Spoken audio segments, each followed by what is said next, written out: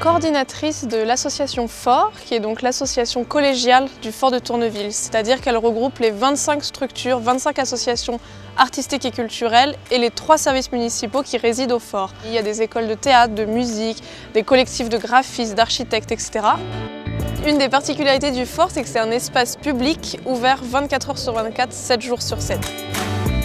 Il y a toujours une interaction entre les habitants et les projets qu'on fait. D'une part parce qu'ils sont nés d'une concertation avec les habitants et d'autre part parce qu'on a une médiatrice qui est sur place tout le temps.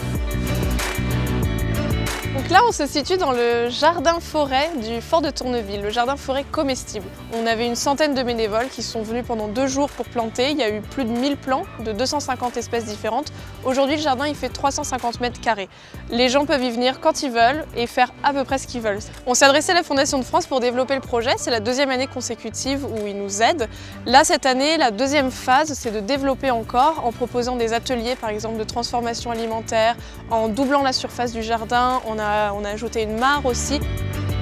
Ici, le but, c'est de créer un jardin où il n'y aura que des plantes vivaces. L'intérêt, c'est que du coup, on va avoir tout le temps des fruits ou des choses à récolter, alors qu'on n'aura pas forcément besoin de ressemer en permanence des choses, ni de faire des rotations de culture, ni travailler le sol d'ailleurs, ce qui fait que ça respecte plus les vers de terre et la vie du sol, ce qui est intéressant pour la fertilité. Ça permet aussi de sensibiliser les gens à ce que c'est qu'une agriculture durable.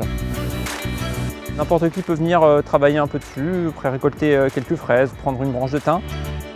J'ai appris qu'il y avait un petit jardin, j'ai voulu aller le visiter et j'ai trouvé ça convivial, formidable.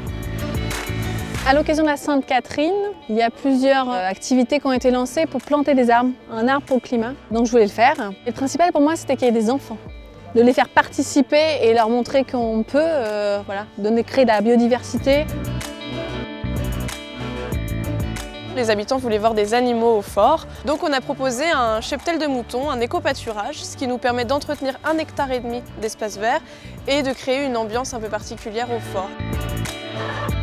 On cherche aussi à s'ouvrir sur l'extérieur et sur Le Havre en particulier, puisqu'on accueille des événements assez variés. On a accueilli la fan zone de la Coupe du Monde de foot cet été. On accueille aussi ces temps-ci le salon Réinventif, qui est donc le salon du réemploi, qui est organisé par la Kodak. Tous ces événements-là, en fait, ça permet de faire venir du monde, discuter, rencontrer et faire connaître le projet global du fort. Avoir le label entre guillemets Fondation de France, ça nous apporte une certaine crédibilité. On est assez fiers d'en être arrivés là aujourd'hui par rapport à là où on est parti.